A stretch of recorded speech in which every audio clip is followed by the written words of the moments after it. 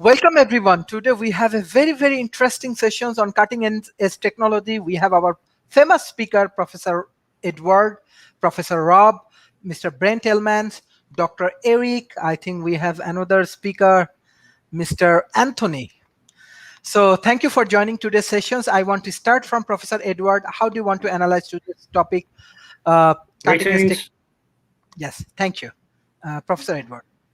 Well, yes, thanks. This is a very important topic. And by the way, I want to start by saying I get a lot of friend requests now from the Asian. Can you hear me, Sharif? Yeah, we can hear you. I get a lot of friend requests from the Asian Pacific area, so I want to say hi to everybody, and especially for folks in India. Please be careful. It's a bad situation there, so watch out for your health.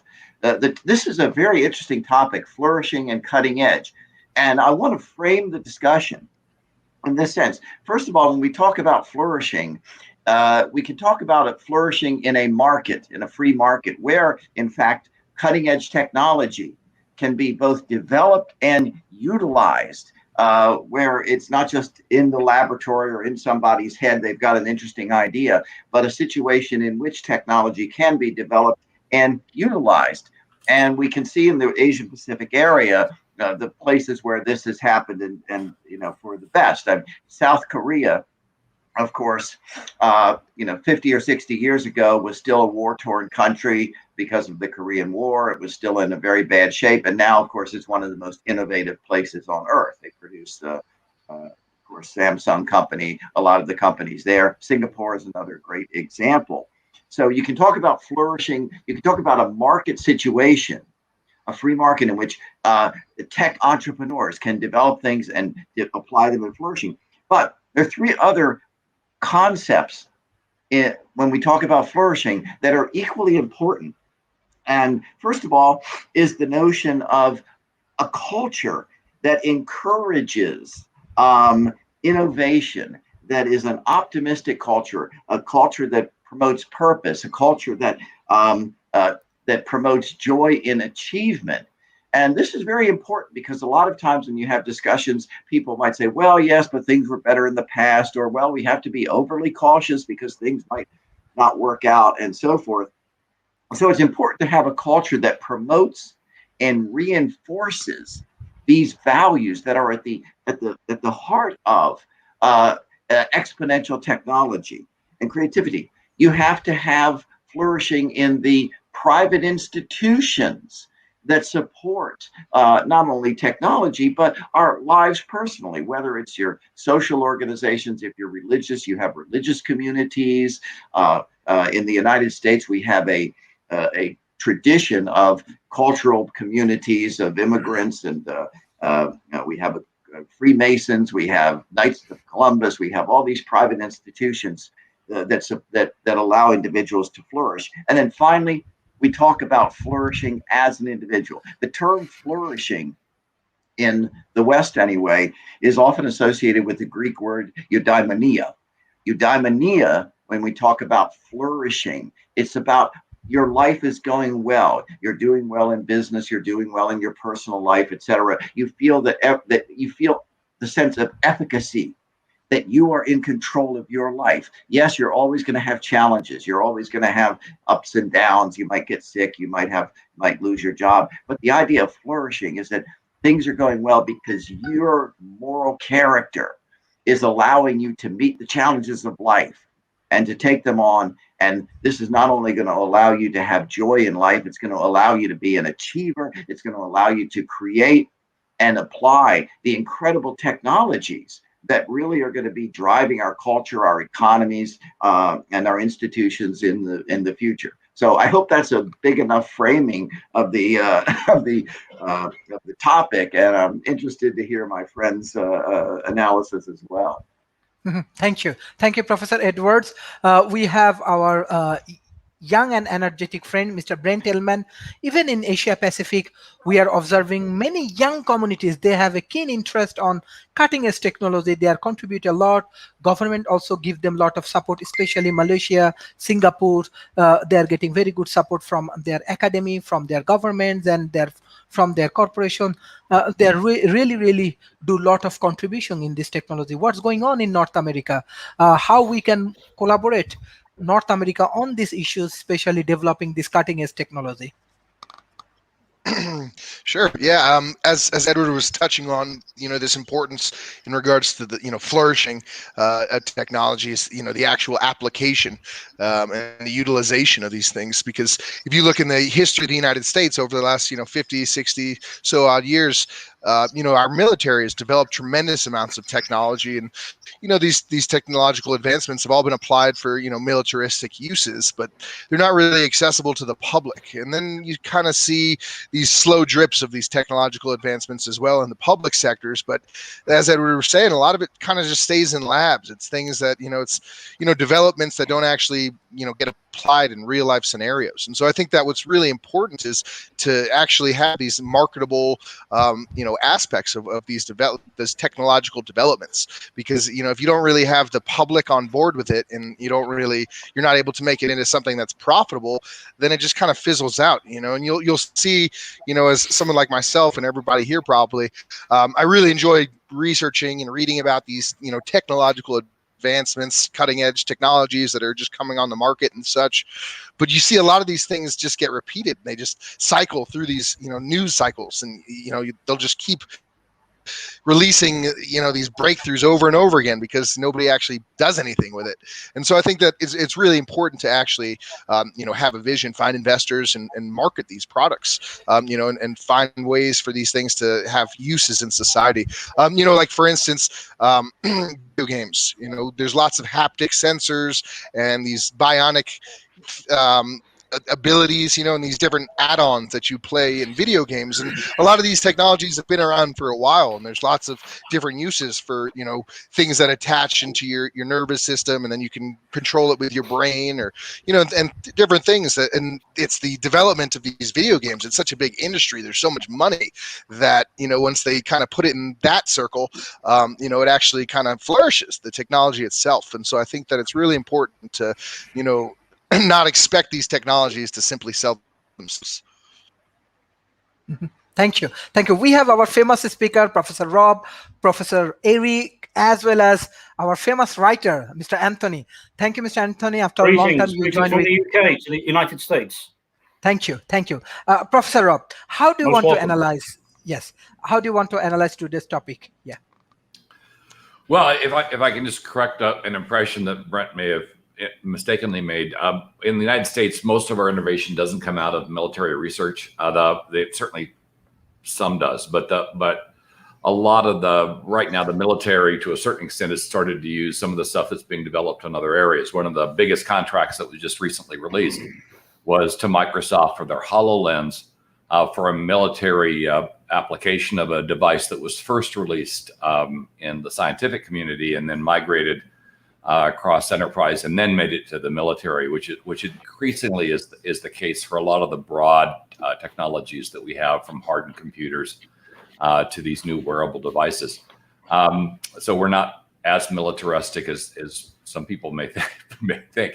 But but as we get down to innovation and looking at it, what Edward said was the point, is if you want to develop an innovative community, what you've got to do is you've got to enable them to make mistakes. Innovation is about taking risks. And if you punish people for trying something that doesn't work out, they will stop taking risks and you won't get innovation. Something else with regard to innovation is it shouldn't be the default. The default in solving a problem should always be to try to find prior art. If somebody's already done it and done it well and has expanded that particular capability against a particular problem, there's nothing wrong with using it. You don't have to innovate around something that's already been fixed. Innovation is best directed towards unsolved problems or solutions that are inefficient. And once you get that concept that innovation should be one of the tools to solve problems, but not the tool to solve problems, and that it requires a high level of tolerance for failure, then you can do an innovation program reasonably well. There is a concept for companies, and I was just pitching it earlier this week, called skunk works. And often in a company, government, or whatever, where they're having trouble getting through bureaucracy, they'll take a group of folks, they'll send them out all by themselves, remove most of the controls over them, give them a decent budget and say, go to it. Going back to using military as an example, that's where some of the more interesting products, more interesting weapon systems like the SR-71 Blackbird came out of these skunk work projects, which allowed people, to freely innovate, throw ideas around, and not have to worry about some financial type coming in and telling them they can't do that, or peers coming in and telling them they can't do that. Often, one of the biggest problems with regard to innovation in a large company is that there are often more people telling you can't do something than supporting you in doing it. And it's one of my reasons for not being a huge fan of working for large companies. But the way around that is through a skunk work. So innovation in and of itself is not a goal. It's just it's just another tool, and it requires a high tolerance for failure. If you don't have a high tolerance for failure, you probably shouldn't be looking at innovation, because any of those projects will fail, and the people tend to move on to other opportunities in other companies. Thank you. Professor Eric, how do you want to analyze today's topic, and what is the predictions? Like, what type of technology we have to adjust in this COVID-19 situation or next 5 years? Okay. No predictions for me. I think it's a little too, I just have no idea how to make that kind of prediction. But what I can say is what has been discovered in terms of innovation is the concept of an innovation cluster area. And what are the ingredients for that involves a high top-level educational system. Okay, so the example that everybody gives is Silicon Valley, and Silicon Valley has both Stanford University and UC Berkeley, as well as other ones, Santa Clara and a number of other universities, San Francisco, USF, and others, providing intelligent people to be there. So that's one ingredient. Second ingredient is a large cluster of established corporate businesses that are willing to use your innovation. Okay. People doing things in Silicon Valley can literally knock on the door of Apple or whatever and say, hey, I got this thing, test it out. Okay. I mean, that's how many startups succeed. B2B type startups succeed because they actually split off, right? They split off from an existing company. So they have personal relationships with key decision makers at an established company, and they can go back to them and say, hey, this is what I've been doing. I think you would like to use that. In a way, what that is doing is like what Rob was talking about. It's a skunk work, completely separated out on their own. People just went out on their own and did it. And then they go back and then bring it back to the company that they spun out of, for example. A third is having the amount of capital from investors. Okay, Silicon Valley certainly has that in spades. And you need to have that, excuse me, because like what Rob was saying is that you're going to make mistakes.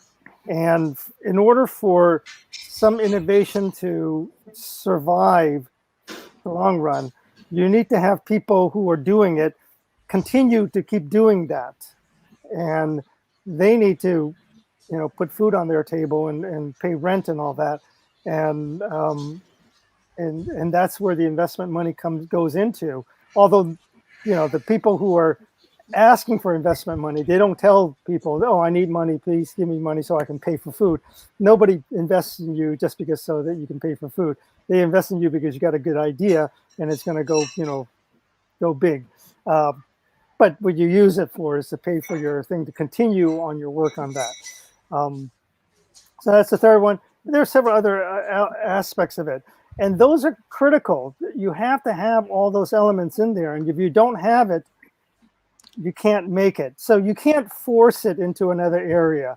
It has to be created, organically from within, and it takes time for every part of those elements to recognize their role in it and to support each other. And if you don't have that support from among all the different parts, then you can't create this innovation cluster. It won't grow, and you cannot. The government can sort of maybe, provide guidance and tell them, hey, you got to do something like this, but they can't force it to make it happen. I mean, people have to be able to do that. And I think in other areas in the world, what you're seeing is there's a lack of confidence among the investor group. They're not willing to put in the money. Here in San Francisco Bay Area, I'm actually seeing people getting $10 million now for seed round. Okay. This is, I've never heard of this. I mean, of course, everything is going up and up and up. But, just 2 or 3 years ago, seed rounds are typically $500,000 at most. Now they're getting to a 10 million seed with a, maybe like a $30 to $50 million A round. And I'm going, holy mo, so those numbers are just amazing. And in order for them to throw that kind of money around, they have to be risky. I mean, they have to be, they have to be happy with playing with the risk, because they're not asking for 30%. They're not asking for 40% equity. Nobody's giving that kind of a level at the A round or the seed round.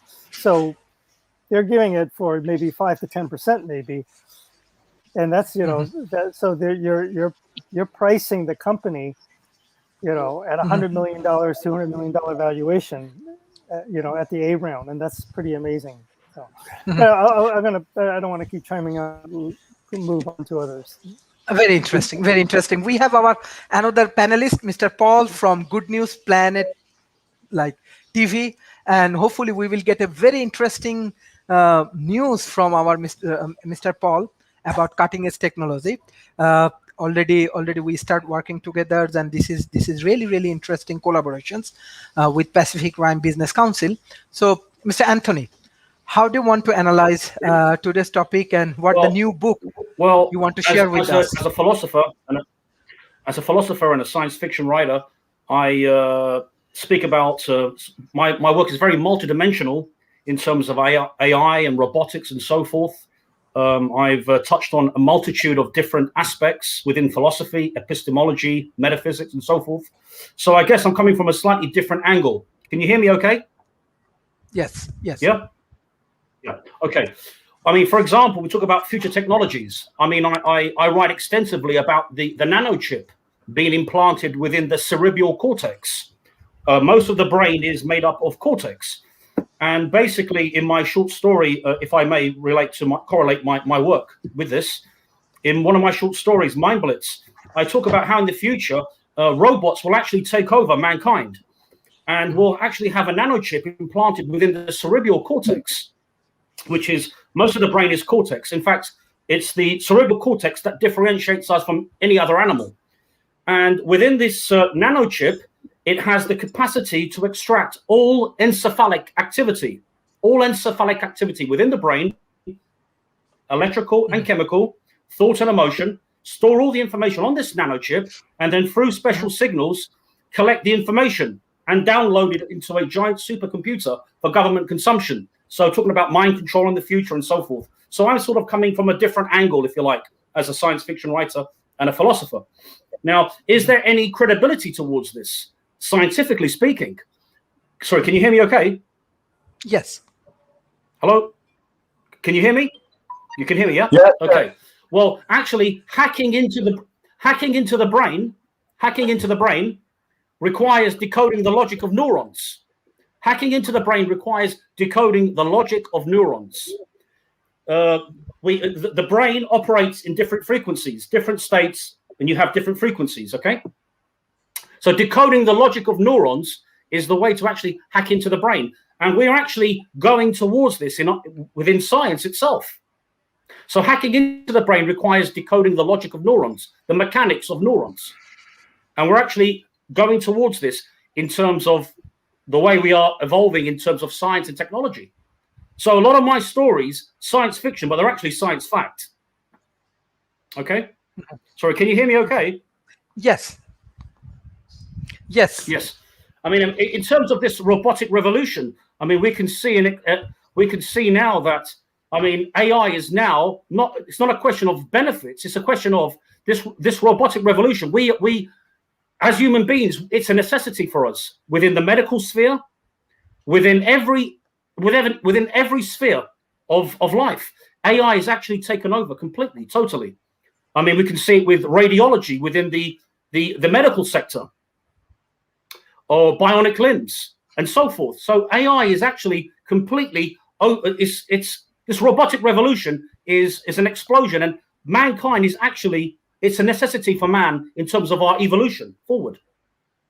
So, I mean, I touch on so many different things regarding AI within my work. Mm-hmm. Thank you. Thank you. We have our another famous speaker, Mr. Paul. What what the good news you want to share with us, Mr. Paul? I think the good news I'm hearing. Hi everyone. I'm in New York. And we create, or we share the good news of the world. We have about 5,000 shows of people doing good, and I welcome all of you to share your good news with us, especially on science and health, of which we probably have a couple thousand shows. We're doing shows all the time about health and wellness from a lot of the major pharmaceutical companies and new industries, AI, and so on and so forth. I'm very interested in that. Actually, I worked on the Brain series at PBS, so I'm making TV shows 50 years. DNA.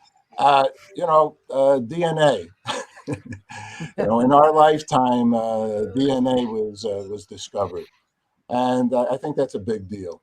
And that I think more use of understanding our DNA of human beings will take precedence in this world. In addition to things like stem cells, I think real body parts are also another area. I mean, I understand, AI or VR, these kinds of techniques, which are also will be wonderful. I hope that we don't put ourselves out of work. I wouldn't want everybody's company run by robots, and then I have no idea. Actually, I'm very concerned. There was a book called Megatrends by John Nesbitt. I mean, we have to do something. I mean, we're hanging out here on Mother Earth, right? And everybody's got to have some work, enough to feed their family. And unless we all become mechanics with robots, then that might be a good job. But I think we should also put some. I like human connection, and hopefully we won't lose human connection by overutilizing the technologies we conceive. Mm-hmm. Mm-hmm. Thank you, sir. Professor Edwards. So this is very good point that Mr. Paul, he like human connections, and we are moving with this cutting edge technology. What will happen in between, example, robotics and humans, and what the competition are moving forward? Well, yes, thanks, and I certainly concur with the point about the human connection. I consider myself a humanist, and so when I talk about technology, it's not that I just want to become a Borg, as in in Star Trek. Okay, I see technology as enhancing and empowering human beings even more. We don't know where it's going, because if we did, we'd all be rich and we'd all be doing very well. And I take Anthony's points about some of the really cutting edge work in, for example, brain activity and understanding how the neurons work. This is very crucial. But again, I see exponential technology as empowering human beings. At least at the moment, I still see human beings are in charge. I know that I agree that AI, in a sense, is taking over. It's involved in pretty much everything that we do these days. But I'm still seeing AI and robotics, by the way, and all the others as things that empower human beings that allow us to, going back to the topic today, to flourish. By the way, Paul, I just want to mention something that some of the listeners have probably heard me talk about in the past. Is I don't worry about technology causing unemployment in certainly the medium or long term, because you can go back to the Luddites and 200 years ago were worried that machines in textile workshops were going to throw everyone out of work, and then we'd have these huge unemployed masses. And of course, what happened is simply certain workshops became more efficient and capital went into other goods and services, and so we created a huge prosperous middle class. And I think we're going to continue to see that trend. But again, we need the liberty to innovate and to apply. Rob's point about using current technology as much as possible and then looking for the innovations where necessary, I think was a very good point. But I always come back to I'm human centric. My organization, for those of you who haven't been on the show before, is the Human Achievement Alliance. And the idea is to embrace future technology, but always remember that it's because we as human beings want to flourish. So many of us have children. I have two little 10-year-olds who are at school right now. I love my children. I'm excited about their future. That's a humanistic value. And so I try to pull all of this together. It's technology to enhance humans, to allow us to do things. It would be great if I could learn calculus by having it downloaded in my brain, and Elon Musk is working on that right now. But again, I as a philosopher as well, Anthony, because my PhD technically is in political philosophy, but with a lot of fantastic other philosophies. This is applied philosophy, you might say, so that we can bring about the eudaimonia that the Greeks wrote about. Yes. I just want to add Thank one you. thing, because I actually have to run to do another interview. But I think, in addition to humanistic, I'm a humanistic also. Pets. I have to do a show on pets. And pets and animals, which are part of us, according to the DNA, are taking over the world. I have, by the way, our little puppy, occasionally Sharif knows my little puppy will come in here and I have to hold up our little puppy who my girls love. So we can do a puppy show. Thank you very Paul, much. contact us, Paul, offline. Bye-bye. Okay, bye-bye. Thank you, Mr. Paul, for joining today's session. Mr. Brent Hillman, because we have our many audience and then they want to know more about cutting edge technology, especially they are from different countries, different cultures, let's say from South Asia and Asia Pacific. They love to know more. So what example you want to create for them? Even for Malaysia, I can share that from Malaysia, actually, government, when they find that many people go for unemployment, especially for MDEC, Malaysian Digital Economic Corporations, they provide lot of training to the youth community, free digital training, like computer science, digital marketing, and many things. Not only the young community, even their small medium enterprise, and by this way they are solving their unemployment and small medium enterprise problem. So we believe that technology can solve unemployment problem as per Malaysian strategy. So Mr. Brent Hillman. Sure. Yeah, I think that's a fair notion. There's like the what are they called?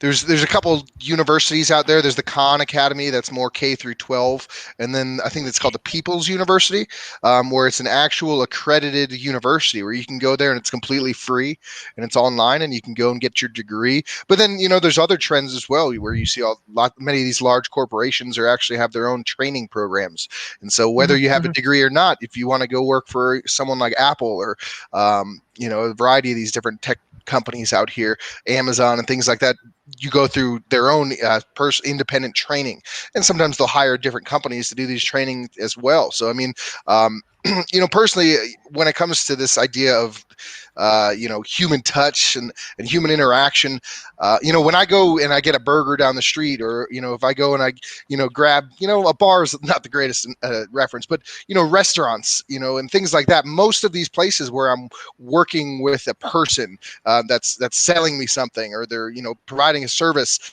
I don't really feel like there's much true human interaction anyway, because these people know that they're working for someone. There's just such a facade, when you're sitting down at a restaurant and you're dealing with a waiter or waitress, there's just, they're nice and they're human, but I mean, it's not very real in my opinion. My friends on the other hand who are, following their passions, I've got a lot of friends who are jewelers that went to these obscure schools and now they create these, $10,000, $15,000 pieces of artwork, sometimes more.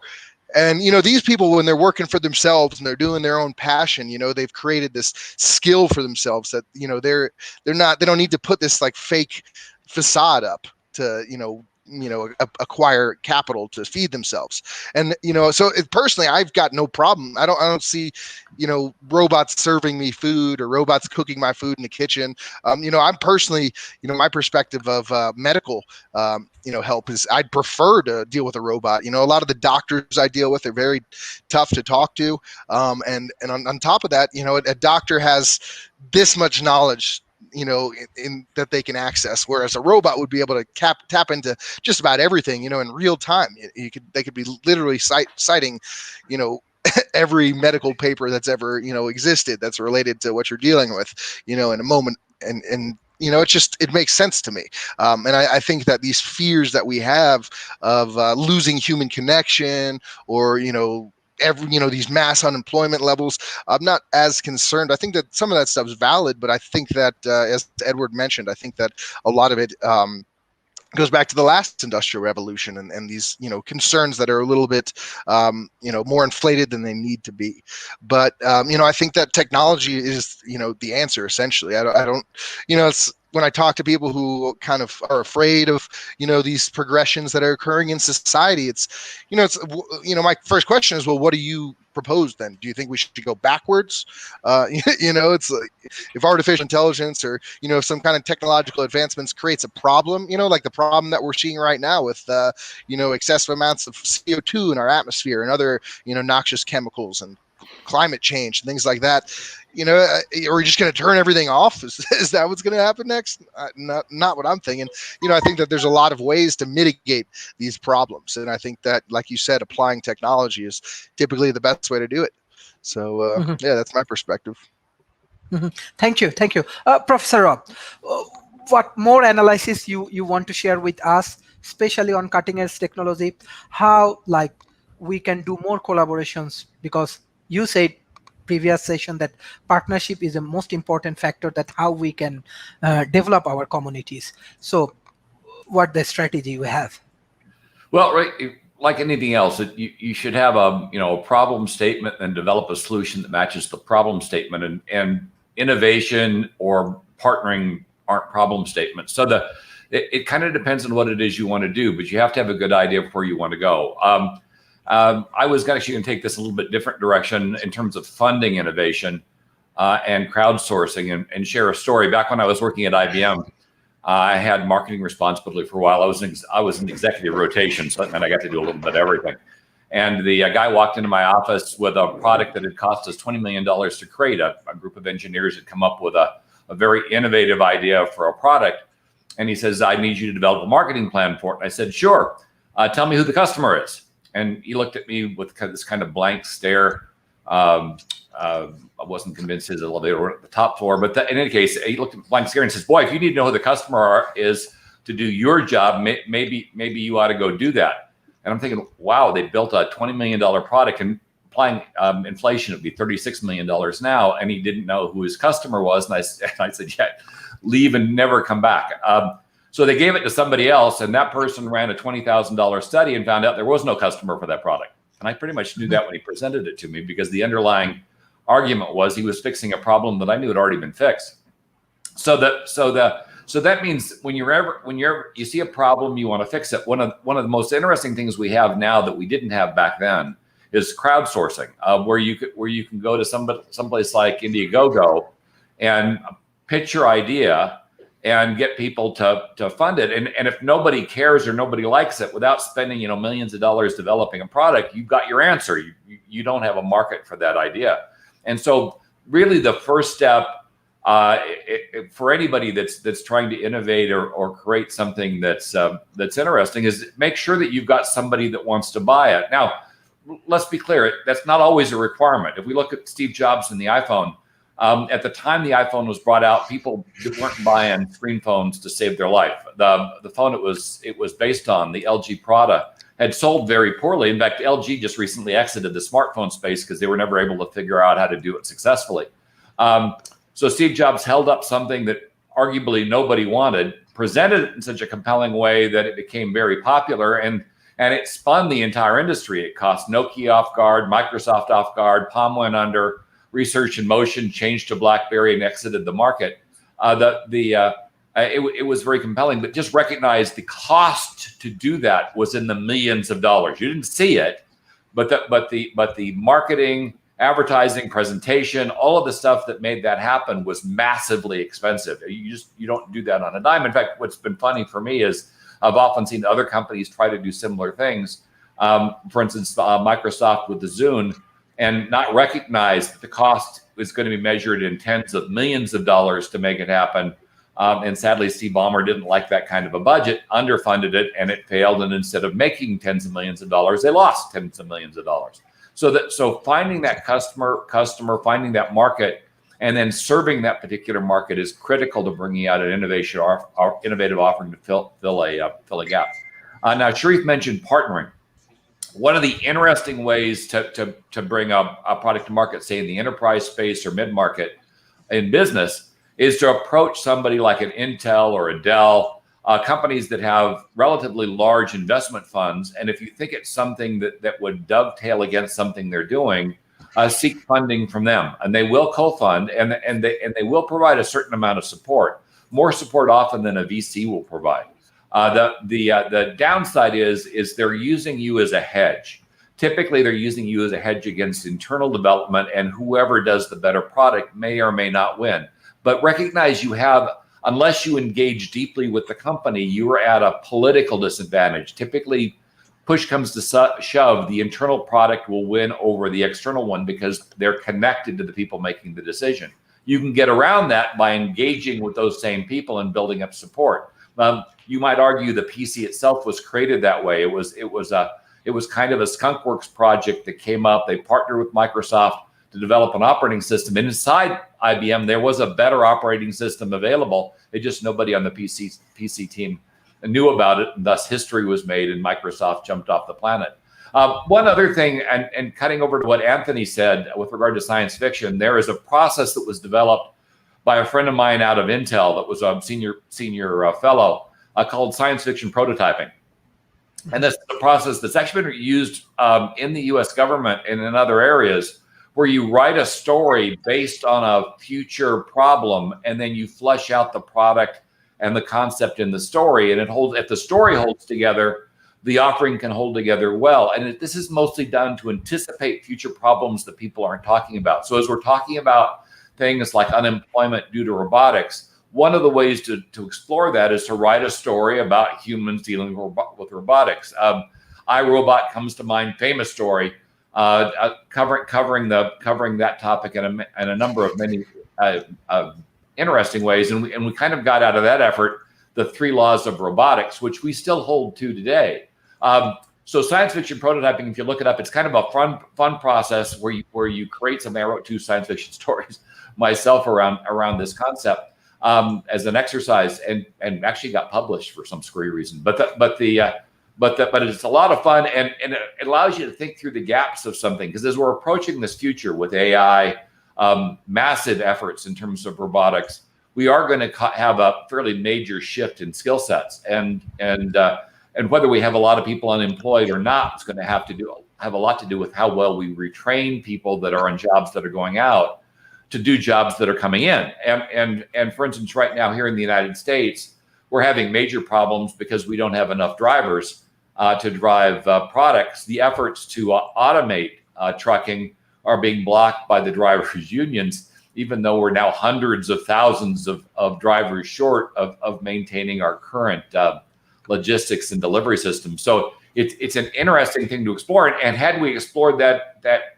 more fully in a story and had that story gone to decision makers, maybe we would have already retrained a lot of drivers, or be taking people that might otherwise be drivers and turning them into pursers, which is really what the model is for these autonomous trucks, where instead of being a driver, the people in the truck are security guards and manage the inventory. Because if you don't have people in the trucks, one thing we did discover through these kinds of simulations are the idea that people are going to come over, stop the trucks with their automobiles, and then steal everything that's in them, which meant, yeah, we couldn't get people all the way out of the trucks. We needed something to mitigate that particular exposure, but we wouldn't have done it unless we explored that. So two things to think of: crowdsourcing in terms of funding, and scientific prototyping in terms of really fleshing out an offering and thinking about the things that you're missing or the problems you may not have thought of when creating a new ecosystem, new product, or new idea.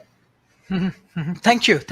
Professor Eric, there is one specific question from audience. What are the companies that are internationally known for the creating cutting edge technologies? Besides that, we want to know more about Silicon Valley, because people have huge interest about that, as well as China also has their Shenzhen. They are also creating a lot of technologies and other things in China and Shenzhen. So if you can bring some good example from both of the places for our young audience. Okay.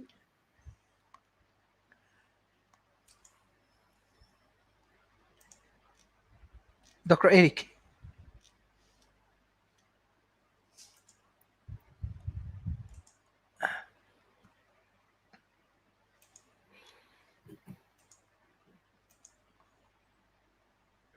Looks like we lost Dr. Eric. Okay. I just posted a link to the 10 most innovative companies as measured by Fast Company. You might just share that with the audience.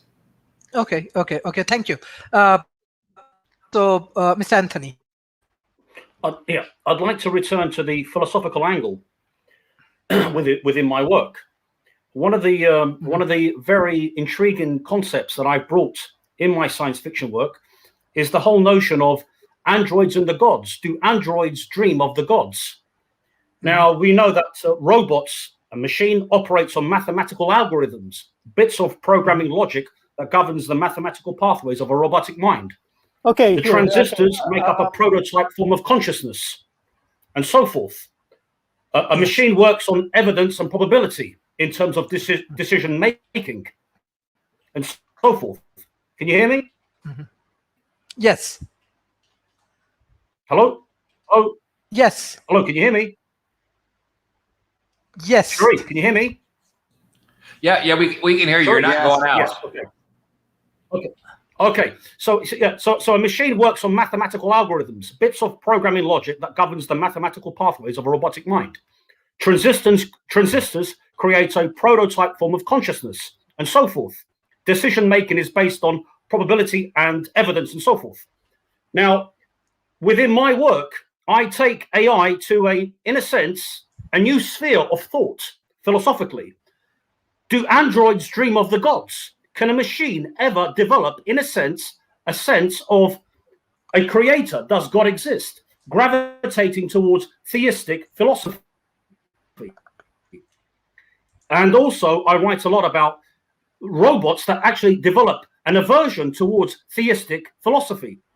So, do androids dream of the gods? Androids and the gods is a colossal philosophical concept, because if a machine can develop within itself a sense of God, we have to redefine metaphysics. We have to redefine the nature of man, the mind, epistemology, and so forth. And we create a new philosophy. So I'm taking artificial intelligence into another dimension. If a machine can develop within itself a sense of God exists, we have to redefine the nature of the mind, the nature of the soul, which is a nexus of electromagnetic forces, which cannot be destroyed, as we know, as a result of the first law of thermodynamics. And we create a new philosophy. So my work goes, in a sense, extra deep in terms of science fiction. I take philosophy into a new dimension. So if a machine can develop within itself a sense of God, we have to find a new philosophy to explain the nature of the mind, the nature of man, the soul, and so forth. And then we enter into a new sphere of philosophy. Sorry, I know this is a little bit profound, but this is what my work is fundamentally based on. So if a machine can develop within itself a sense of God, we have to redefine epistemology, the nature of the mind, the nature of the soul, which is a nexus of electromagnetic forces. Mm-hmm. I'm the next Asimov, by the way. Huh? And we have to then recreate a new understanding of what it means to be human. In fact, in my book, Androids and the Gods,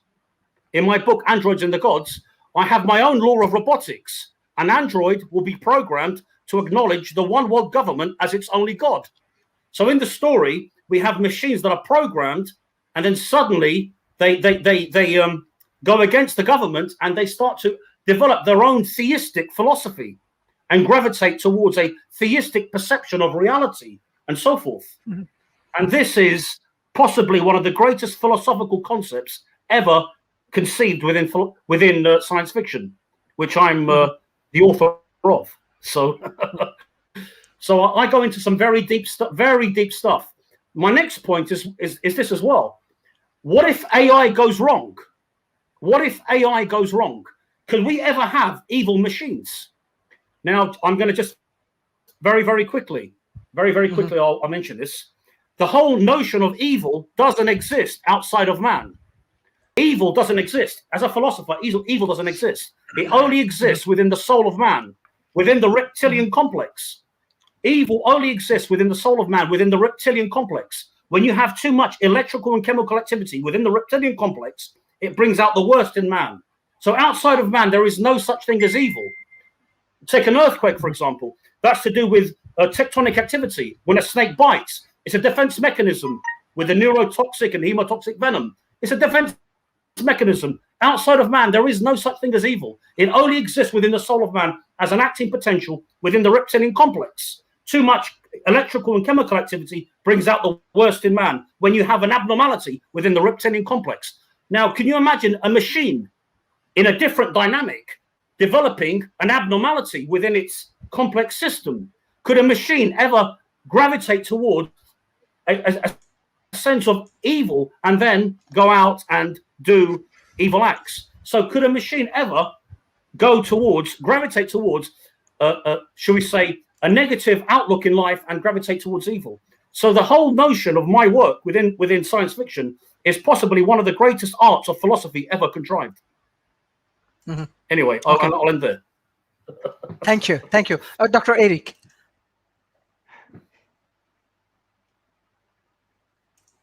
Yes. I'd like to answer some of these questions that are coming in there about cutting edge technology and internationally known companies. We all know what they are. I mean, the internationally known ones are, unfortunately, well, I guess they are cutting edge in many ways, but I have one advice for the underprivileged countries, and that is be the adopters, be proactive. And that really takes the government to do this, because the government could prevent it from happening. Okay, so the government could just say, no, you have to be completely perfect. These technologies have to be 100%, safe and perfect and blah, blah, blah. And if they do that, then they will not be the early adopters. But the government can also say, we'll take what you got at any stage, and we'll deal with the consequences if things go wrong and all that. And if they were to do that and allow the citizens of that country to take it and play around with it as toys or whatever, and then have the people kind of figure out what to do with it. Just like what Rob was saying about that $20 million idea from IBM. You make something and you don't know what the market is. That is very common. And in fact, many things take many, many years, decades, to gestate before it becomes adopted by the market. Well, underprivileged countries can be the market adopters. They can adopt these things. They can go and take it and then just try it out. Okay. You may not have the brains to build the thing, but you can have the wherewithal and the attempts to do it, to actually try and use it. What you were just mentioning there, self-driving. I'm actually I'm working right now with a self-driving autonomous vehicle company here in San Francisco Bay Area, and I can tell you for sure, the technology is there. It's done. Okay, the technology is done. What is not done is the legal aspect. Okay, all the liability issues, all the legal issues, and all that. And main reason why is because the street signs and the traffic laws and all that are built for human consumption, for human visual and spatial understanding. When you're driving a car, okay, the street lights, the signs are all for visual consumption, okay? And an autonomous vehicle has to do two things. It has to read that sign and then has to convert that to something digital to be understood by the computer that's doing the driving. A better way to do it is if the signs were to be sending information that is consumed by the computer. Okay, you can have QR codes everywhere, or whatever it is, or it could be radio signals or something like that. And if you do it that way, then the computer can access that information much quicker. It could go around corners so that you can see what's coming around that people can't visually see. You can do all these kind of things. The way to make that happen is if a city or a region, the government says, we'll build that for you. We'll build it out. We'll build the infrastructure out so that can enable it. And we can have that happen. And we'll tell our citizens that we're going to have autonomous vehicles coming by. So don't be stupid and walk right in front of a car. Don't test the limits of the car. Understand that these cars are autonomously driven. And if you do that, then people will grasp what are the limitations and what are the ways things are being done, what is needed to be fixed, what are the additional infrastructures that need to be produced and provided. And if you do that, then the market will take off, potentially. I mean, maybe nobody likes to ride in an autonomous vehicle. I've been riding in it for the last few weeks, and I got to tell you, it works flawlessly. You can take the car and it zooms right into a small little crevice that for me as a human driver, I would have to kind of like inch my way into because I can't see the blind spots where I can't see. But the autonomous vehicle has no blind spots. Essentially, they can sense everything and they can just go around, and it's amazing how the level of the technology it is. So again, my advice is take on the innovation by asking them to come to your country and asking them this and telling them, we will test it out for you. We will find the market for you. And if you do that, companies will come to you. Mm-hmm. Mm-hmm. Thank you. Professor Edwards. So we are discussing just one point that in Asia Pacific, China has Shenzhen. They are also innovate a lot of things. On the other hand, Silicon Valley, they are also innovating a lot of things. So how actually these developing nations, like they can collaborate with them and get benefit, especially even though today we have a many audience, they love to learn more from today's discussions. So yeah. Yeah, well, I'll suggest one book. It's called AI Superpowers by, let me see, it's a Chinese American who, and I'll look it up. I just been blanking on the name, Kwai-Fu Lee, I think it is, who basically is an American from the background of Taiwan, who is also the head of, I think, Amazon or Google in China. He's an entrepreneur, and he wrote a very interesting book looking at Silicon Valley and looking at China and how China created a culture of innovation, and that in some ways is more not capitalistic, but more sort of cutthroat, you might even say. I don't like using that word, but the idea is that it's much more competitive in some ways than Silicon Valley. Now, I think the problem with China today is that in the last 3 or 4 years, they've become much more authoritarian, I'm sorry to say. So they unleashed the power of their innovators, and it's created an incredible amount of prosperity in China. And now, unfortunately, they've cracked down in Hong Kong. They're throwing lots of people into concentration camps. They've got a so-called social credit system that really is like George Orwell on steroids, allowing the government to control, if you don't bow to the whims of the Communist Party, then you might not be able to travel, you might not be able to get a job and all. And I think that in China, they're killing the culture that allowed them to become so prosperous. So if I were in a country in the Asian Pacific area, Malaysia, which of course is doing pretty well now, Singapore is at the top, Philippines, India, of course, and so forth. I would take a look at the fact that China is undermining its own culture, I think, in the long term, and that this is an opportunity for innovators and young people, especially in the Asian Pacific countries, to look for ways to not only be innovative within their countries, but to cooperate. One of the things that I like about this show is it's not just in Malaysia or just in Pakistan, it's in the whole region. And more you're seeing these international partnerships. I think Rob has discussed this in some of the past shows, where you can be in India, you can be in Malaysia and so forth, and you can yet be working with other companies. I'll give you one example because it's an area where I've done some policy work, and that is in pharmaceuticals, life extension, and future medicine. And one of the problems in the United States and elsewhere is that we have a regulatory system that was created in 1962 in the United States that really is not relevant to exponential technology in medicines, where you have artificial intelligence, for example, making discoveries, and the government is trying to figure out, well, how can we regulate it, with this backward-looking system. So what you see now is that we're getting an international competition between regulatory regimes. Japan, for example, has a free-to-choose medicine track, and I was one of the people who worked on that innovation that allows innovators to step out of the current government system and offer promising medicines ahead of them being approved. So essentially, you're saying the group that can try these medicines out is going to be expanded, a whole lot. Now, why do I bring that up in terms of your question? It's because what you're seeing now is that most companies are kind of doing partnerships in different countries. So, for example, American pharmaceutical companies have partnerships in Japan.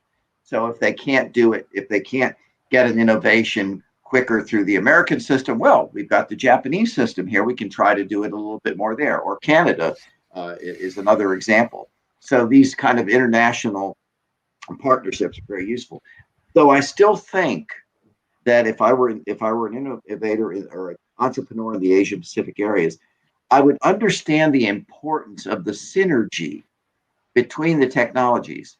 We've talked a lot on these shows about artificial intelligence and robotics, and these are very important issues. We've talked about the communications and information revolution, but we have a lot of breakthroughs now in nanotechnology and using nanomaterials, for example, in artificial kidneys, things of that sort. We've seen, I've mentioned, I think in a show earlier, that about 2 or 3 weeks ago, the CRISPR-Cas9 gene editing tool, there was a breakthrough where now you can take this gene editing tool and you can turn off or on a gene. And why is that important? Well, because researchers right now are working on figuring out if they can turn off the gene in a neuron cell that basically the tau protein produces tau protein, which is what is associated with Alzheimer's. So you can see innovators in various countries looking at this. So the message is that as you look for opportunities for partnerships, also think of where is the synergy? Where is it something that is happening in nanotechnology can be combined with something that's happening with biohacking, which can be combined with something that's happening with artificial intelligence, that we can crunch the data very, very quickly. Look for that synergy and where you can find an opportunity there. And that's some area where an innovator in a less developed country or an emerging economy can do something that maybe in Silicon Valley they're not doing because they don't have the skunk works that Rob has correctly pointed out as the source of a lot of innovations. So this is something I hope your audience would take. And by the way, so yeah, that's my thought on that. Okay, thank you, Mr. Brent Hillman. Yeah. I'm sure. Thanks. Yeah, I think that a lot of great stuff's been said. I think that as Edward was talking about, I'm mentioned and Rob was mentioning, this importance of marketing efforts for these technologies. But as Edward was pointing out, there's a lot of regulatory organizations and things like that, like the FDA, of course, here in the United States, that really prevents a lot of this progress, especially in these medical and pharmaceutical fields. And so I think that, just to kind of add on, I think, as Dr. Eric was saying, the importance of, being in these other smaller developing nations and asking to be a part of these types of things to help get, these things, the momentum that they need and the exposure and the access that's needed to actually truly, allow some of these breakthroughs to develop into, applications that are that have widespread access and things like that. And I think that not only do you have to ask to to receive and utilize these types of technology, I think that as a marketer myself, I'm not an inventor. I'm not an engineer or any of that kind of stuff. But there are just so many of these different technologies out there and these breakthroughs, and there's so many different companies that seem to be making these technologies, like Rob was saying, without any end buyer in mind. And so I think that rather than just trying to be the users for these types of breakthroughs, I think that to actually form businesses and see, all right, well, this is a technology that exists, but identifying how it can be applied and how it can be made into some sort of profitable device or whatever it might be is highly important. And I think that that's another way for people to get involved regardless of where they're living, because I think that any sales and marketing are always essential aspects in order to get things off the ground. And of course, as Rob was saying, certain companies will have tremendous amounts of money to do this kind of stuff. But as Dr. Eric said, if you kind of speak up and you're the squeaky wheel kind of thing in these developing nations, these companies will come and you build it, they will follow type thing.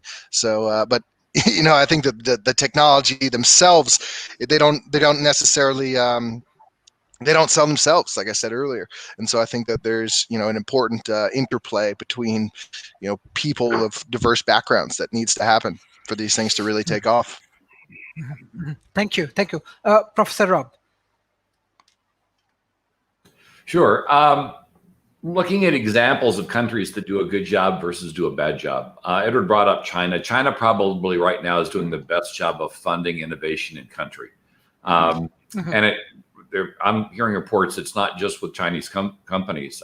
U.S. companies that are doing business in China are finding the Chinese government, as long as they don't speak out against it, is very supportive and and provide a level of funding and help that the U.S. government just doesn't provide. And I would argue that many governments don't provide. If you want to promote innovation in country, you have to help fund it. You have to help resource it so people can find the resources they need to go up, and then you have to help protect it. A company has a life cycle, and here in the U.S., the example I tend to use is Obama and Celestra, where the Obama administration wanted to help out the U.S. solar industry and invested a ton of money in a very innovative technology for solar panels. And what made it innovative is it would capture solar energy from a much wider range of sun movement than anybody else. But that came at a cost. And then China, whether they saw the threat or not, allowed their companies to sell below cost into the U.S. and effectively wiped out the U.S. solar manufacturing capability. And the U.S. didn't defend. And so for a government looking at doing this, they have to help fund and they have to protect through the life cycle. If they develop an industry and another country's industry can sell below cost and knock that industry out, then all they've done is wasted money.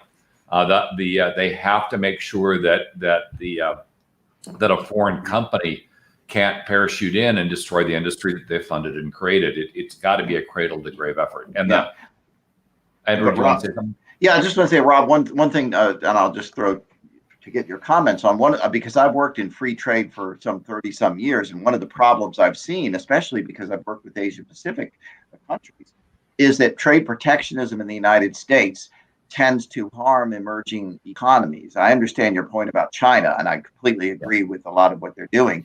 But one of the problems in the past that's held back Asia Pacific countries is that American special interests will say we don't want to buy textiles from the Philippines or from Vietnam or wherever, because we want to protect our own industries here. And that's part of the problem, is that it really has not only harmed American consumers with higher prices, but it's harmed Asian Pacific countries very specifically. I did a lot of work in opening up markets in Asia Pacific because it helped consumers and it helped entrepreneurs in the Asian Pacific countries. Yes, I just want to. But my point is that if you don't protect the innovation you're funding, if you feel it's actually done better in Asia, then let it be done in Asia, because those Asian companies will come in and just wipe your effort right out if you don't protect it. Because when you're building an industry from scratch, initially it's going to be very inefficient until you get to critical mass. And during that phase, it's very vulnerable to a hostile takeover from a foreign entity. And so if you're not going to sustain it, then maybe the investment needs to go into a different area that you can sustain. But innovation requires husbandry. You have to protect it. Otherwise, either other existing companies in your own country or companies in a foreign country that have an interest in that area will wipe it out. There are examples of that happening throughout the U.S. history. We used to be leading in trains. Now train leadership is in Asia. We used to be leading in consumer electronics. Now that leadership is in Asia. We used to control and lead in petrochemical. I would argue maybe that's probably not a good thing to be in right now, but that moved to Asia. So the Saudi Arabia mostly, and so our inability to protect a lot of our industries has led those industries to go overseas. Steel is another example.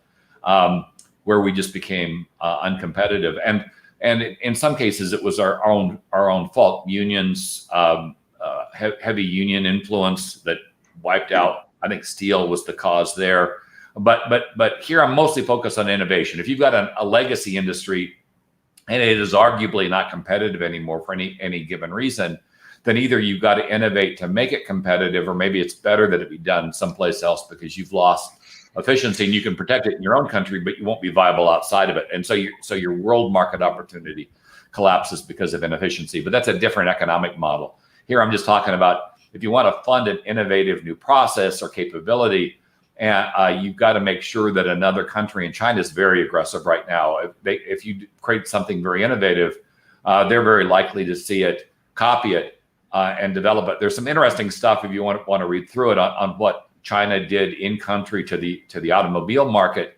You can find Chinese Audis, Chinese Rolls Royces, Chinese Chevrolets that have nothing to do with Chevrolet, Rolls Royce, or Audi in country, and it makes it very difficult for those brands to sell it in China now because they just copied the hell out of them. Good news is the protection outside of the country means those things don't move out of country very well. I doubt I'll be driving a Chinese Audi here anytime soon. But it just goes to my argument that if it's like anything else. If you have a child that during its infancy, it's got to be protected. Once it gets to be an adult, hopefully it can protect itself. But if you don't protect a child industry, then it's very likely that somebody's just going to take it out of the knees. It's less to do with regard to things like tariffs, which I'm not a believer in because that just introduces extra costs into the system. And more to do with just making sure that whatever you're creating can survive the creation process and become an industry. Otherwise, your money is going to be wasted and be better spent someplace else. Thank you. We have our new friend, Mr. Markley. I just want to add another 2 points when we're discussing about China. Even China has their own Shenzhen, and they're also innovating many things, and Silicon Valley. Isn't right now, like even last couple of years, last 5 years, when we saw that China with their Belt and Road Initiative with the developing nations, how they engaged. If we compare, engaged heavily. Yeah, they engaged heavily. Yeah, they went into nations and provided low-cost financing for major works, and that landed them in those countries. Now, a lot of those countries are now finding they owe China a lot of money they don't have in terms of interest and payments on the principal, because these were loans, and so they're expected to be paid back. And I think is it Myanmar? I think is having one of the big problems right now with having to pay China back for a major public works project. So, but that's kind of out of the sub. And then we can probably do another session on definitely large public works projects and the dangers of taking money from foreign entities. But that's kind of outside our scope for innovation, I think, at this point. Definitely, definitely. But what I understand from China, like China has their science academy. From their science academy, they innovate a lot of things, and the big companies they are also sharing the technology. And when they move with this Belt and Road Initiative, they implementing that technology. Actually, China Yeah. do only Well, the if you look at some wild stuff, it was Europe that was ahead on, say, maglev trains, and then China started installing them all over the place. So they've been pretty aggressive in terms of seeing a technology. And I'm not convinced we're going to see maglev trains all over the place. But if you do get to China and get a chance to ride on one, they're a hoot. But at the end, China is very aggressive, very similar to what Japan did when they came out of the Second World War. They aggressively went after markets that the then developed world, Western world, had, and were very successful at stealing some of them. Automotive, Toyota popped up as a major world power, and as I mentioned, consumer electronics. Sony came in and just was the kind of the monster that was eating markets. Did tremendous work with regard to TVs. Now that's since moved over to South Korea, this is something we've seen repetitively in Asia, and the U.S. did it itself at the turn of the last century to Europe, when it took an awful lot of the industries that Europe was dominant in, and we became dominant in them here. So it's not just an Asia thing; it is a repetitive cycle, and we were kind of expecting India to make a bigger splash than they did, but they've had other issues clearly to deal with of late. So if nothing else, the world is surrounded with change, and keeping track of that change is part of any major technological effort. Thank you, Dr. Eric Dew. I want to first clarify about what I was saying earlier in terms of, nations and regions asking for the innovative stuff and then for them to test it out. I'm not saying that these nations should be guinea pigs. Okay, that's not the role of a nation or a government to say, yeah, we'll let you test out this drug on our citizens. I mean, you still have to go through whatever form of FDA type of thing in those various nations. You're not going to inject various drugs into people and say, hey, let's see what happens. Okay, so there is some regulation still needed in those things. I'm not suggesting that we should do things of that sort. What I am suggesting is that when you have something that that someone made, but they don't know how people would like to use it, they don't understand the market utility of it, then give it out to a nation, and then the people there will do it for you. They'll play with it and they'll test it out and all that. Hopefully, with some kind of a commensurate sort of a compensation for that, so it's not done for free. Okay, but you play with it, and hopefully there are some safety things in there so that people aren't going to get hurt. Government's primary duty is to maintain safety for its citizens. So it's not the job of the government to push their citizens towards something that's unnecessarily risky, right? In terms of life and health and all that. So, but if it's some kind of a technology like haptics, technologies for using touch sensors and all those kind of things, maybe maybe some tech company says, hey, we've developed this, but we don't know how to use it or something like that, or we don't know how that's done. I mean, certainly now we know how to do it, but let's say 30 years ago they might not really kind of figure out how to do it. Go to a developing country and say, test it out, okay? Because then the cost could be lower in certain ways, and they can test it out and have that happen. Another item I want to mention is that technology is moving ever faster. Okay, what Rob was talking about in terms of solar panels are just dropping in prices, regardless of whether China is going to or was selling things at a loss or whatever. It's going to go, right? Because it's not it's a commodity, right? It's some silicon placed in there and then making the photovoltaic cell. There's nothing really special about the technology.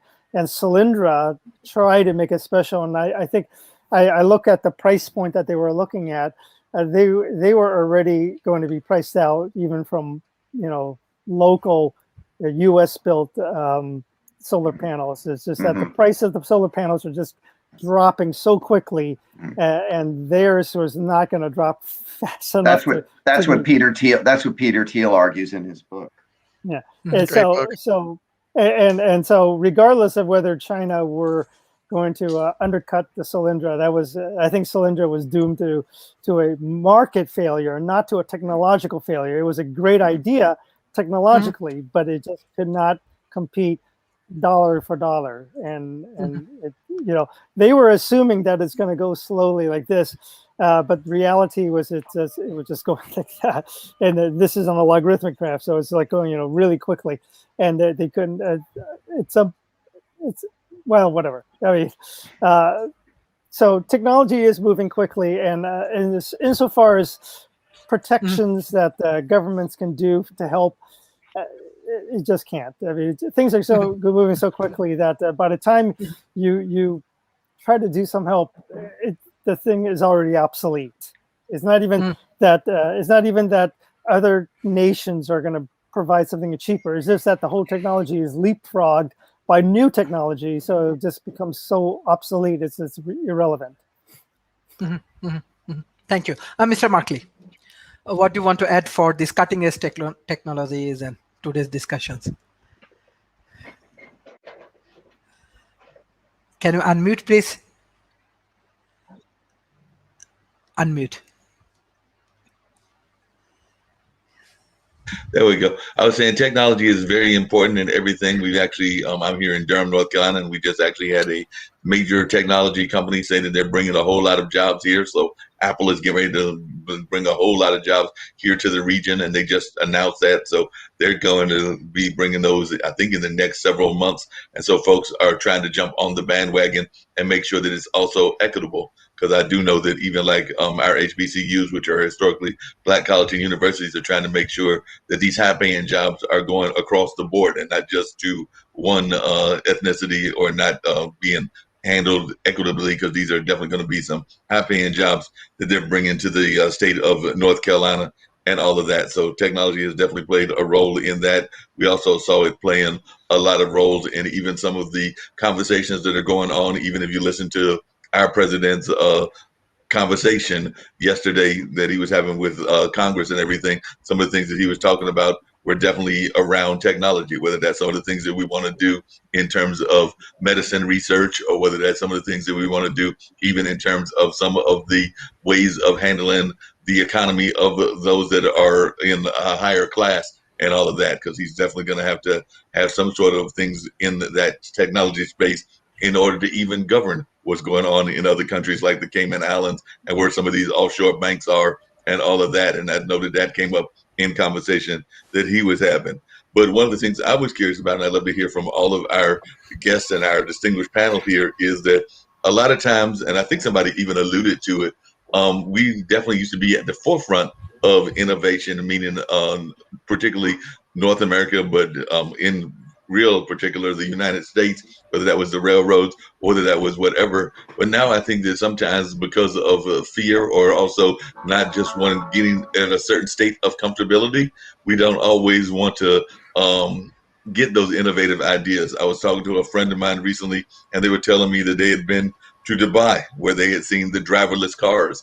And I know that here a lot of people are probably resistant to driverless cars because they like that whole automobile infrastructure and the whole idea of, getting into their car and traveling. I'm actually a mass transit person, but I know other folks love getting in the car and just driving around and having this feel of being behind the car and all of that. So I do wonder sometimes if things like that aren't more popular in places, say like Dubai or in India or in other places versus the United States, just because we as Americans can be fiercely independent. So I'd love to hear from my new buddy on LinkedIn, Ed, as well as Rob and some of the other folks as to their thoughts and everything about that. Because I do think that sometimes we can be fiercely independent and not want to necessarily jump into technology unless it's something that's gonna automatically benefit us, because we definitely know everybody's been rushing to get their smaller and smaller laptops and things along those lines. But then there are certain things that are almost like you can't touch that in our society. Thank you. Thank you. Thank you. I think our friend, Mr. Anthony, can Mr. Anthony, can you share your views? I think he has internet problem. Anyway, we want to go for the concluding remarks for today. Before that, I just want to add few points. Number one, we want to organize a summit next month, 28th and 29th and 30th May. So we will send you invitation. I request you all to join in our summit. Second things, like we are looking for more volunteers for our World Talent Economy Forum. So those who are interested to join in our World Talent Economy Forum as a volunteers, please share your CV and other things that we will interact with you, and definitely we will invite you in our boards. And we also want to go for our publications and other things. Though those who are panelists, please submit your write-up for our magazine, as well as we want to go for our academy. If you have any kind of academy, research plans, or consulting plan, share with us. We will share in between our communities, and we want to try to develop a great academy under our World Talent Economy Forum. And we also go for the fundraising. 28th and 29th? 28th and 29th. So Friday and Saturday. Yes. Okay. Yes. So we will share invitation. We will share invitations and everything, because you have last 1 years, actually many of our speakers, they contribute a lot for our World Talent Economy Forum. So we want to recognize them. And beside that, we want to go for our fundraising options. So support our initiative in Patreon. And if you want to donate us and support our initiative, those who are interested, they can join.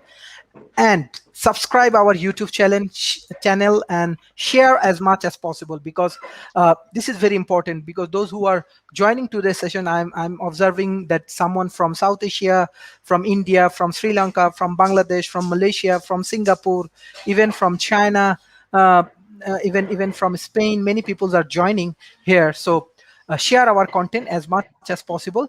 This is very important. Share with your policymakers, share with your corporations, and most important, with your academy. So if you need anything, I'm sure our mentors, our advisors, the speakers, they definitely support you in if you have any kind of problem, or if you need any support, you directly can communicate with them.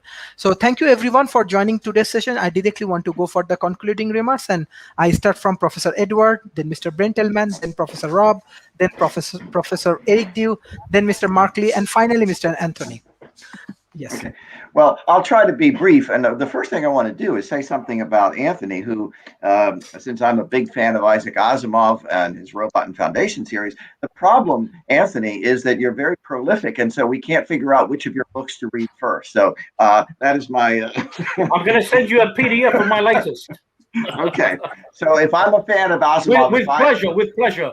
If the Foundation trilogy is my Bible, that's what I want to know. Anyway, okay. But I think I exceed even that.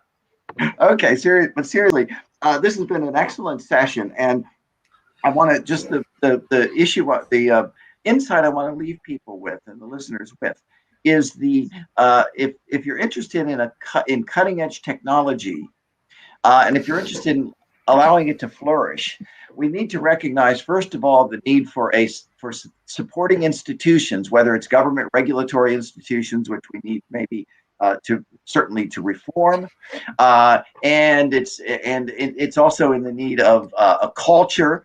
Mark has noted that we're really innovative in some areas, and in other areas, well, maybe not so. But we need a culture that celebrates innovation. That rewards it, and that, as it's been mentioned by a couple of folks here, you can't be afraid of failure, because innovation is a discovery process. I've mentioned in previous sessions that Thomas Edison supposedly failed 6,000 times when he tried different things to put in the light bulb, and he didn't consider them failures. They were successes in figuring out what not to do. Or Henry Ford, for example, had two auto companies that failed before, or two companies that failed before Ford Motor Company. So don't be afraid of failure. Innovators and entrepreneurs have to not fear failure and look at the synergy between technologies. Don't just look narrowly at robotics or narrowly at AI or narrowly at biohacking or narrowly at nanotechnology. Look at them in terms of the synergy between them.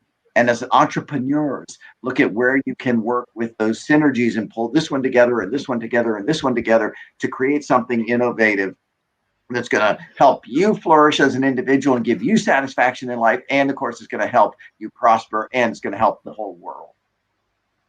Thank you. Mr. Brent Hillman. Thank you. Yeah, thank you as always, Sharif, for bringing me on here. It's great to connect with you all again. Yeah, to touch on what Mark was saying, you know, the different markets and these different nation states and, you know, the different cultures that exist, you know, maybe it's just because I'm in marketing, but, you know, I think that this is still kind of the job of marketers. You know, Edward's talking about identifying these cultures and these synergistic efforts. And I think that, you know, marketing should be included in the minds of, you know, people that are going down these roads to realize the fact that, you know, cultures are oftentimes created through marketing efforts. So where the culture may not exist, you might be able to create it. There's actually a company that I've been kind of keeping an eye on, this company called Simulate Nugs, and they make plant-based chicken nuggets. And I'm typically not the biggest fan of the plant-based meat substitutes. I've tried a bunch of them. Some of them are okay. Most of the time I'm not really into them. But these Simulate Nugs, I love their marketing. You know, it's really great. You know, if anyone has a little time and wants to go check it out, Simulate Nugs with 2 G's.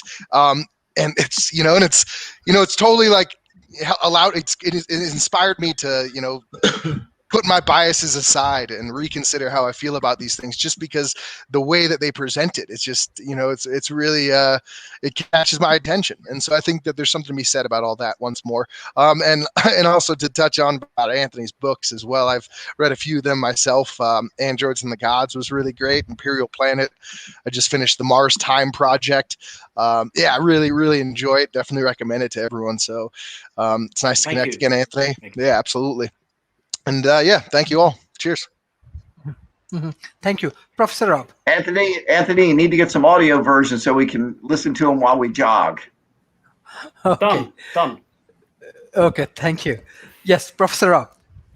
Yeah, so just remember that with regard to, as Edward also said, that if you're going to promote innovation, then you've got to be tolerant to failure. I had a conversation with Ford's then CEO a few years back, and he was talking about how they had fixed the innovation problem in Ford, and he told this story about how they made sure that anybody that made a mistake on one of the cars wasn't criticized. They were congratulated or praised for at least taking a chance. And then he made the mistake of taking that one more step that said, but if anybody tries to innovate on the F-150 and makes a mistake, we're probably going to shoot them. Ha ha ha. I'm going, yeah, you're not, you don't quite get it yet. But you have to be tolerant of failure, because innovation is a kind of trial and error thing. We mentioned I talked a bit about Indiegogo and crowdsourcing funding as a way to discover relatively inexpensive. You know, a bunch of some large companies use that approach to try to figure out if they've got a market for a product and get initial funding. And then it looks like they've got people that are willing to invest in it, then they'll invest in it and bring the product to market. But it is a new and relatively creative way to create innovation. And we also have the potential to do crowdsourced innovation. You've got a problem that needs to be solved.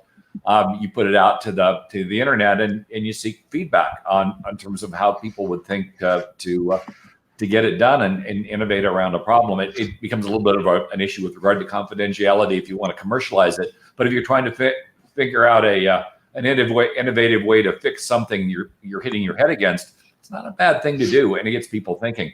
Inside companies, you've got modes like Delphi, which is kind of a group think to solve and overcome problems. But the big thing with regard to innovation is really you have to be free to think outside the box. Some people can do that, some people can't, and often you have to get away from the bureaucracy of whatever you're dealing with. So remember, Skunk Works projects developed by Lockheed years ago, worth researching as a way to get around the bureaucracy and bring something very creative to market. And as Brent pointed out, you better know how the heck to sell it, or it doesn't matter how good it is, it's probably not going to go anyplace. Thank you. Professor Eric Dew. Okay. As I mentioned earlier today, the innovation requires to have the market there, and it's really for. I wouldn't say that if you're doing some blue sky research, which is what usually occurs at universities. I go to universities on occasion and kind of talk to various professors, and I find out, they're doing things that are like 20, 30 years, 40 years ahead of time. And nobody knows how to utilize what are the things that they're doing. Those kind of innovation, those kind of research will stay at the university stage for decades, and maybe somebody 10 years, 20 years from the line will figure out how to deal with it to make something that's marketable from that, and that's fine. That's exactly what the university should be doing, to kind of like futz around with pie in the sky type of things. But things that are more down to earth, things that people can see that there is this possibility of being utilized, but they just don't know exactly how. Those are the ones that nations and regions should say to them, "Hey, bring it over here. We'll do it for you. We'll make that last link to figure out how to use it." And this is something that doesn't have to go to other nations. Here in the United States, some of the states like Wyoming and North and South Dakota and so forth, they're hurting for jobs because coal is no longer viable anymore. It's too expensive, and oil and fracking and all that are just too expensive, regardless of whether you have to apply the safety in terms of non-polluting and all these other stuff. Just the cost of extracting anything from the ground is already too expensive compared to many other technologies. And rather than for them to say, "Hey, we want you to fund and subsidize extraction of oil and gas through fracking and so forth," they should just say, "Give us some new technologies to play with." And if they do that, they can become the next innovation cluster. Maybe not to the same level as Silicon Valley, but they can take one step towards that by being the place where technology goes to be tested out. And that's one of the things they should do. And this is the recommendation that I have for other nations, is to be the destination for innovation to go to be tested, and figure out how a way to benefit the citizenry in that area. So that's my suggestion. Mm-hmm. Mm-hmm. Thank you. Mr. Markley. Yeah, a couple of things. One, I too, even though I have not read your book yet, am a science fiction fan, of being a fan of Isaac Asimov and Robert Heinlein and a number of other great science fiction folks. So I'll definitely have to get your books, and definitely have to get a copy of it, because I'm a big time fan of that. And in terms of technology and all of that, I would urge people to also, if they can, on their local level, get involved with pitch contests if they've got ideas for innovative ideas. I'm a big fan of pitch contests. There are a number of them that are around here, and it's a chance for everybody to make opportunities. I've seen some young entrepreneurs as young as like maybe even in the 8 to the 12-year-old category that have had some great innovative ideas and all of that, and they're now having some businesses that they are running. And even coming back to like something that I'm using right now, a lot of y'all are using as well, is this lovely laptop, the lovely computer and everything. And having gone to school in the 80s, and definitely having gone to high school in the 70s, I remember when this lovely invention took up an entire room, and was definitely associated with universities and was associated with the military. So we've seen that innovations can come a long way, where they can become very accessible to the rest of the public as well. So that's just some of the things that I would urge people to know. And as a friend of mine has put it, sometimes even innovation can come out of hardships and things that you might go through in life. I actually had the pleasure yesterday of meeting a gentleman on a similar Zoom call. And no, Sharif, it was not on the IBM platform. It was on another platform altogether. But that being said, he was actually about to be a billionaire But believe it or not, between the ages of 6 and 14, Mr. Antonio Smith actually lived in a what do you call it?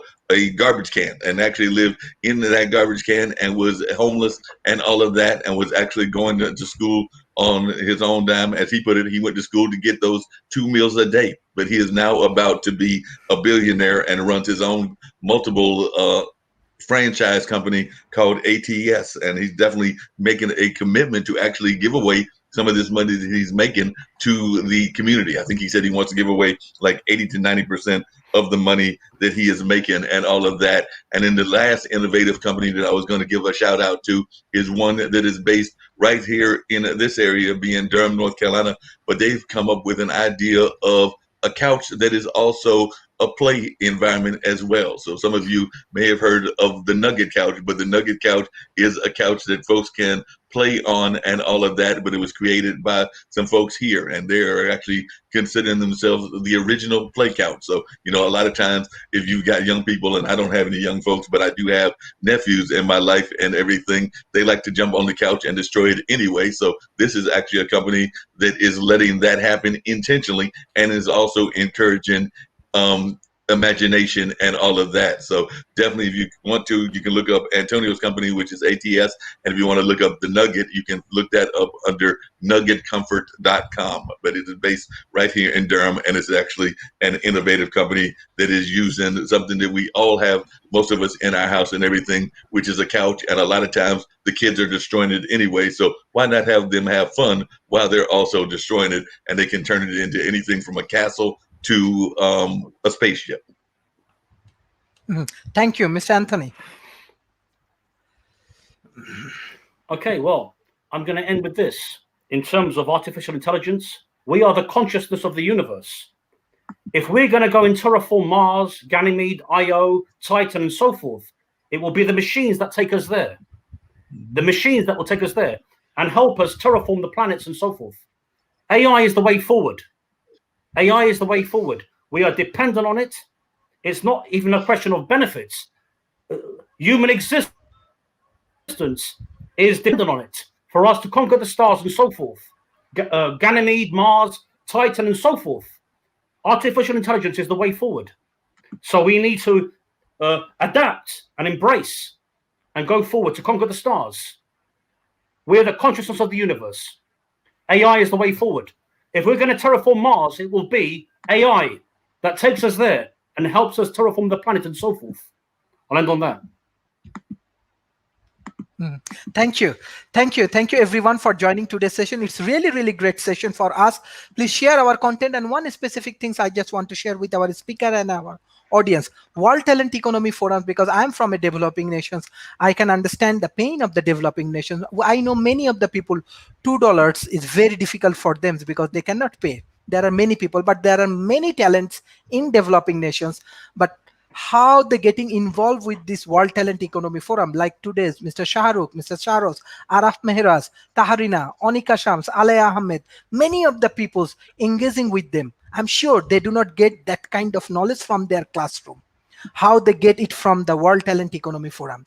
This is life-changing. This is the way they can change their mindset. This is the way they can go for the new innovation. This is the way they can go for the new things. So always I believe that I'm not for millionaires. I'm for millions of the people. We have millions of the people. We can change their life.